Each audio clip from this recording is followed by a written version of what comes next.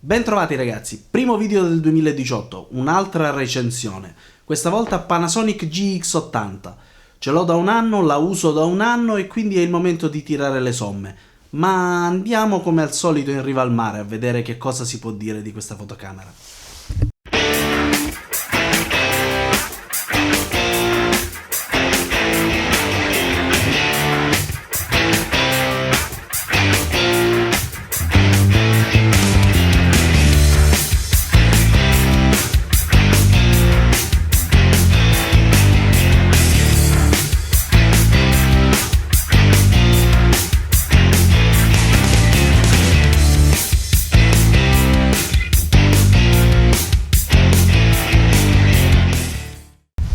Come anticipato, un anno fa ho comprato la GX80, ma perché proprio la Panasonic GX80? Ero alla ricerca di una mirrorless da usare principalmente per il video e Panasonic con tutti i suoi ultimi modelli sta puntando molto sul settore e sulle caratteristiche video delle sue macchinette. Questo mi ha fatto scegliere una Panasonic, la mia prima Panasonic.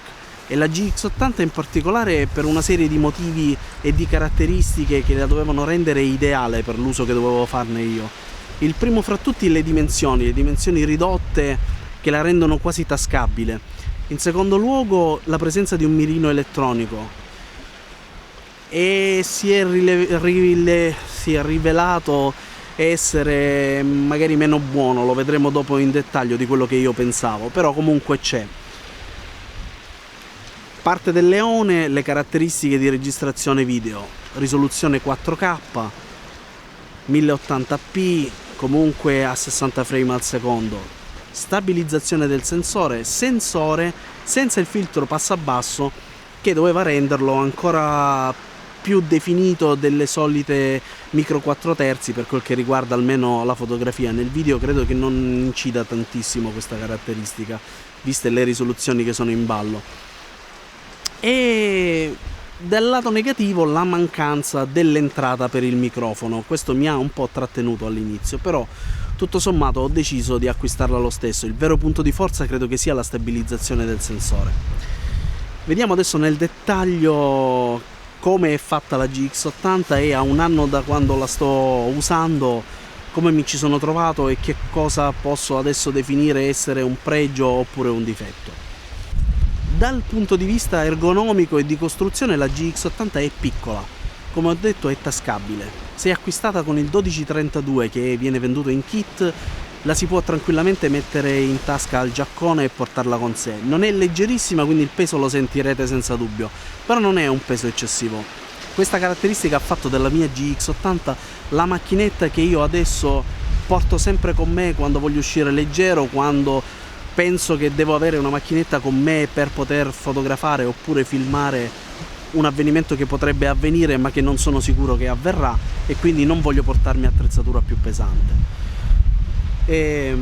La costruzione è completamente in plastica, non è fatta di metallo, però trasmette una buona sensazione di robustezza e il peso è addirittura superiore a quello che io mi aspettavo da questa macchinetta. La disposizione dei tasti secondo me è veramente studiata benissimo, non ci sono tasti che intralciano, non ci sono tasti che sono posti in posizioni strane, anche il tasto di registrazione è a filo del corpo macchina e quindi difficilmente viene premuto per sbaglio. In più, nonostante il corpo sia così piccolo, c'è la presenza sia della ghiera delle modalità di scatto che di ben due ghiere con cui è possibile impostare tempi e diaframmi quando si scatta in manuale o quando si registra in manuale.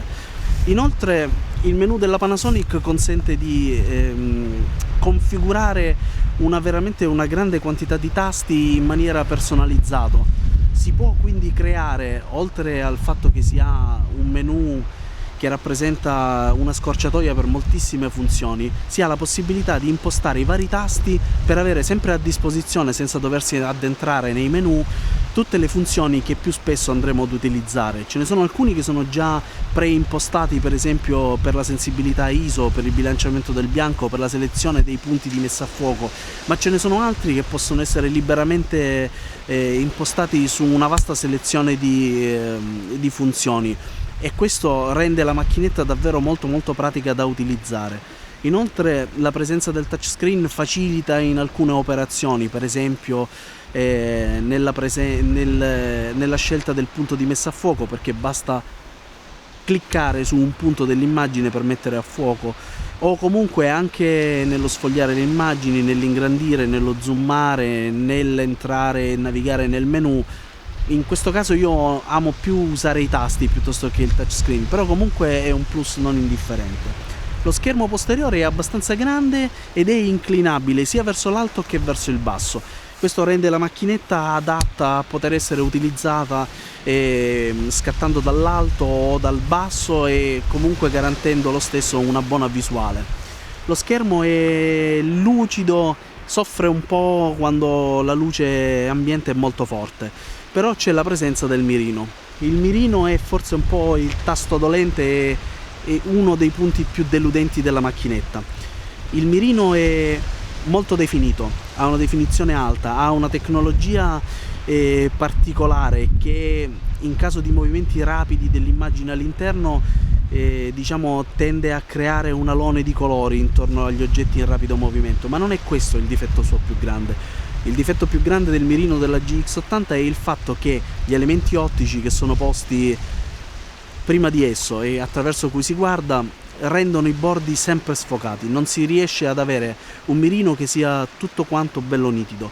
Se è nitido il centro, i bordi saranno inesorabilmente sfocati, il che non lo rende bellissimo da guardare e, a dire la verità, me lo ha fatto usare pochissimo. Inoltre il mirino ha un formato 16 noni che quando lo si usa per la fotografia ne spreca una buona porzione dell'estensione, il che vuol dire che risulterà più piccolo di quello che non è in realtà. Per il video invece, girando in 16 noni, si sfrutta tutta l'area, però in realtà non è comodissimo da usare per il video, anche perché la posizione con la macchinetta portata all'occhio non è proprio il massimo per girare il video, quindi in genere si preferisce usare un monopiede, un treppiedi, una gimbal, comunque uno slider, accessori su cui la macchinetta va sistemata, e non si usa mai il mirino in queste situazioni, si usa il monitor. Quindi alla fine diciamo che è stato uno dei punti che me l'ha fatta preferire come modello di macchinetta, ed è stato invece un elemento che si è rivelato non all'altezza. L'altra piccola pecca nella costruzione è il fatto che il comparto inferiore, dove sono posizionati la batteria e la scheda di memoria, sia abbastanza vicino alla filettatura per il treppiedi, il che vuol dire che molto spesso, tenendo la macchinetta su treppiedi, su monopiedi o comunque con una placchetta a sgancio rapido avvitata in basso, si finisce per avere la difficoltà di dover smontare tutto per poter cambiare o la batteria o la scheda. La batteria in sé per sé ha una buona durata, io riesco a girare 90 minuti di video, almeno 90 minuti di video consecutivi, quindi diciamo che è un'evenienza che non capita così spesso come su alcuni modelli di altri produttori. Sony? Vabbè, l'autonomia è buona, però comunque l'esigenza può esserci di cambiare batteria, e in questo caso se la macchinetta è avvitata su qualche accessorio la cosa diventa scomoda. È un piccolo difetto che molte macchinette condividono, però così è. Le dimensioni comunque hanno richiesto, credo, un sacrificio un po' nella capacità della batteria, e quindi dobbiamo accettarla anche per quello che è. Le caratteristiche video invece sono veramente eccezionali.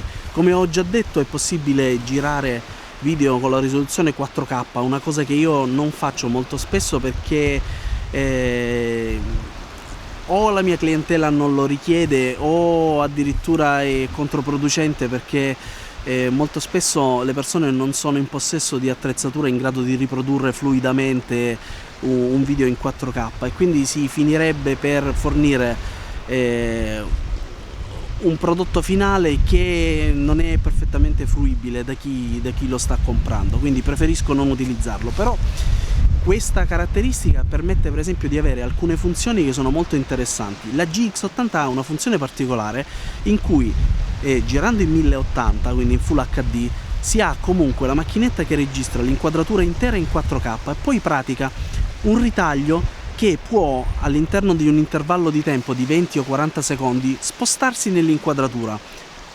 vi metto un esempio. Che cosa è possibile fare in questo modo? È possibile simulare l'uso di uno slider o comunque un movimento molto molto fluido semplicemente tenendo la macchinetta ferma su un treppiedi, ferma su una superficie.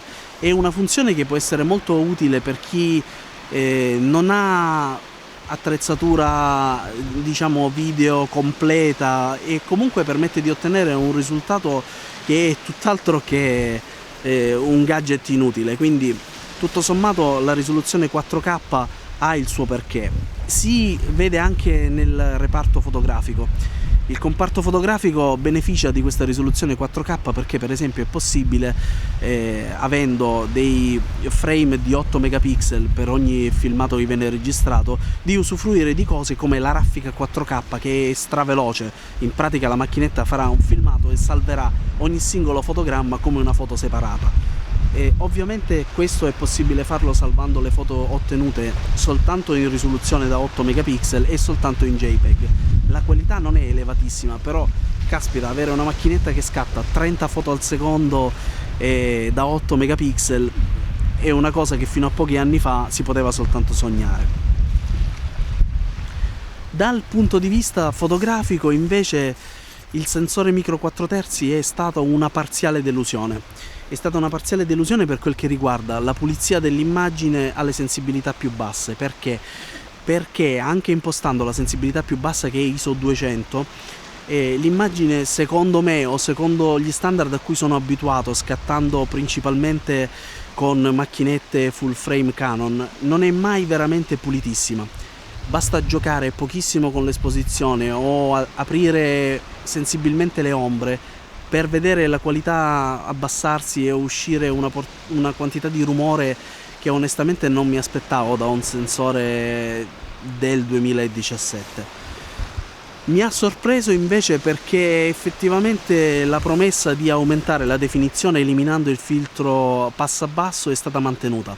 Le immagini con un'ottica adeguata sono sempre definitissime, si può spaccare davvero il capello. Inoltre alle alte sensibilità ISO la pulizia dell'immagine c'è, come se Panasonic nell'evolvere i suoi sensori avesse preferito un po' tenere l'asticella alta nelle sensibilità alte e non fare altrettanto nelle sensibilità più basse. Se ci pensiamo, non so se davvero c'è una motivazione tecnica dietro a questo, però se guardiamo un po' l'andamento del mercato attuale delle fotocamere digitali può avere un senso questa cosa, perché adesso molto spesso si fanno comparazioni della pulizia dell'immagine alle sensibilità più alte. Alle sensibilità più basse sembra quasi che sia una cosa un po' così marginale, anche se effettivamente per l'uso che ne faccio io non lo è. Nei paesaggi per esempio si preferisce comunque avere una pulizia eccezionale agli ISO bassi piuttosto che a quelli alti, però tant'è e dobbiamo accettare anche questo. La vera parte del leone sia nel comparto video che nel comparto fotografico lo fa in realtà la stabilizzazione sul sensore. Nel comparto video, e vi metto un esempio, è possibile addirittura anche con ottiche non stabilizzate usare la GX80 camminando a mano libera e ottenendo un filmato che è comunque utilizzabile. Le vibrazioni vengono attenuate davvero tantissimo e anche in fotografia, addirittura utilizzando le ottiche che hanno uno stabilizzatore e quindi funzionano in dual IS, è possibile scattare a mano libera con tempi che si avvicinano al secondo di posa, che è una cosa che veramente io non ho mai visto su nessun'altra macchinetta. Si può un po' supplire alla mancanza di un treppiedi in questo modo, però questo è davvero un plus non indifferente. Io adoro tantissimo scattare e girare soprattutto i video con la GX80 per questo motivo. Quasi sempre si hanno, anche utilizzando ottiche fisse come il 20 mm 1.7, che è quello con cui è stato girato il video dell'esempio, si può davvero ottenere dei video strabilianti e a mano libera, quasi sempre utilizzabili, anche se non c'è la possibilità di poggiarsi o di usare un treppiedi o un monopiedi. Veramente fa la differenza la stabilizzazione video sul sensore, e abbinata a una stabilizzazione elettronica aggiuntiva si ottengono risultati davvero incredibili. Ho letto spesso che le persone si lamentano di questa stabilizzazione elettronica applicata da Panasonic, che non è poi nient'altro che la stabilizzazione che si può applicare anche con programmi di montaggio video successivamente. Io non ho trovato quello di cui si lamentano molti, e cioè delle alterazioni, delle strane deformazioni dell'immagine. L'unica cosa che ho notato è che purtroppo introduce un ulteriore fattore di crop all'interno dell'inquadratura, il che diciamo rende difficoltoso fare delle inquadrature grandangolari, però tant'è che insomma da qualche parte bisogna rinunciare un po' a qualcosa. Nei difetti avevo già menzionato la mancanza di un'entrata del microfono, e forse questo è il difetto più grande. Si pensa che Panasonic abbia un po' volutamente lasciato fuori questa cosa, un po' perché rischiava di cannibalizzare modelli più costosi, e forse c'è un motivo d'essere in questo, però senza l'entrata microfono è davvero difficile in alcuni ambiti, in alcuni usi, ottenere un risultato professionale. Questa è davvero la più grande pecca di una macchinetta così tanto votata per il video. L'altro difetto, che non è un vero e proprio difetto perché è un pregio difetto allo stesso tempo, è il fatto che la macchinetta ricarica la propria batteria internamente collegandola a una presa USB. Che cosa vuol dire questo? Vuol dire che c'è il grande vantaggio che si può caricare la macchinetta mentre si è in movimento utilizzando un power bank. C'è il grande vantaggio che si può utilizzare il caricatore del proprio cellulare per caricare la batteria della macchinetta, quindi non c'è bisogno di portarsi altri caricatori appresso. C'è il grande vantaggio di poterla caricare collegandola a un computer. Lo svantaggio qual è?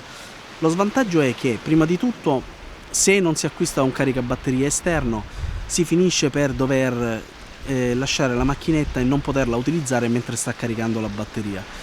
In secondo luogo, se c'è questa esigenza di utilizzare un caricatore esterno, bisogna acquistarlo a parte, perché Panasonic ormai non dà quasi niente più.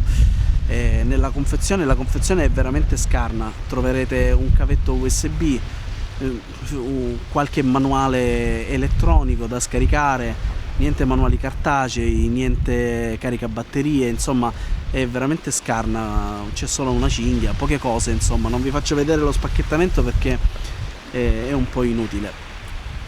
Che cosa fare come abbinamento di ottiche? Io ho sbagliato quando ho acquistato la GX80 perché ho acquistato il solo corpo. Avevo letto in giro delle recensioni non buonissime del 1232 che era disponibile e che se io tornassi indietro acquisterei.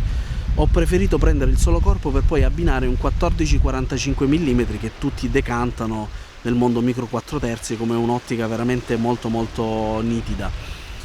Il problema è che così va a farsi benedire un po' la versatilità di questa macchinetta, perché il 1445 non è molto ingombrante, però non è nemmeno piccolissimo. Tornando indietro, al posto del 1445 prenderei a questo punto il 1440. Sacrificherei comunque la versatilità, la portabilità della macchinetta, però avrei una versatilità molto molto più grande a livello di focali disponibili.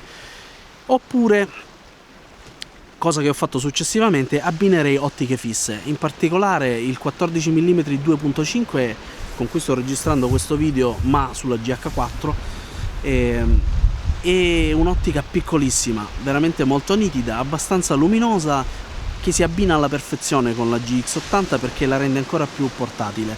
Poi ho acquistato un 20 mm 1.7 di cui vi metto la recensione perché ha qualche particolarità un po' nascosta, diciamo, dei difetti nascosti. Vi metto il link nella descrizione dell'altra video recensione che ho fatto. E poi, cosa che ancora non ho fatto, per i ritratti forse il 42,5 mm 1.7. Sto pensando seriamente di comprarlo, però come detto, l'idea iniziale quando ho comprato la GX80 era quello di integrarla anche nella mia attrezzatura da lavoro fotografica. Io faccio il fotografo di professione, quindi ho comunque bisogno di una qualità molto elevata. Questa qualità la GX80 tutto sommato non è stata in grado di fornirmela, perché nonostante sia molto nitida le immagini non sono pulitissime. Credo che i sensori micro 4 terzi abbiano bisogno di evolversi ancora un po' per raggiungere risultati accettabili. Che cosa dire? Questo mi ha un po' frenato dall'investire nel parco ottiche. Avrei acquistato il 1235 2.8, avrei acquistato il 3500 2.8 e forse anche il 42,5. Sono ottiche tutto sommato dall'ottimo rapporto qualità-prezzo, sono abbastanza piccole e molto valide, però il sensore non è all'altezza e ci sono troppi ambiti in cui io ancora non posso fare a meno di scattare con le mie full frame della Canon, quindi per adesso rimarrò così e utilizzerò la Panasonic GX80 per il video insieme alla sua sorella GH4, di cui probabilmente farò una recensione quando sarà passato un po' di tempo di utilizzo. Io trovo che per recensire un prodotto forse è il caso di utilizzarlo per un lasso di tempo abbastanza prolungato, in modo che si abbia davvero una propria esperienza anche in tutti gli usi che possono venire fuori soltanto nel tempo. È bello scartare una macchinetta e fare immediatamente una recensione perché si è i primi a postarla e quindi si ha più attenzione, anche perché sono molte di più le persone che sono intenzionate a comprarle. Quindi le conclusioni sono queste: io credo che tornassi indietro la ricomprerei senza dubbio la GX80 e comprerei il kit con il 1232 come già detto. Adesso ha un costo tutto sommato con 500 euro, credo che si riesca a portare via un kit completo con garanzia di 4 anni sulla macchinetta, che non è poco, e comunque non ha bisogno di grandi accessori, può dare soddisfazioni veramente già così come esce dalla scatola. È una bellissima macchinetta. Io vi prego, se vi è piaciuta questa recensione, di iscrivervi al canale, sperando di aumentare un po' gli iscritti e sperando anche di aumentare la frequenza con cui riesco a fare questi video. Per adesso è tutto, vi lascio in descrizione anche il link alla mia pagina Facebook e al mio Instagram, se volete potete aggiungermi anche lì, dove posto più regolarmente delle foto, potete anche vedere un po' i lavori che faccio, per rendervi conto di chi sono. Per adesso vi lascio e alla prossima!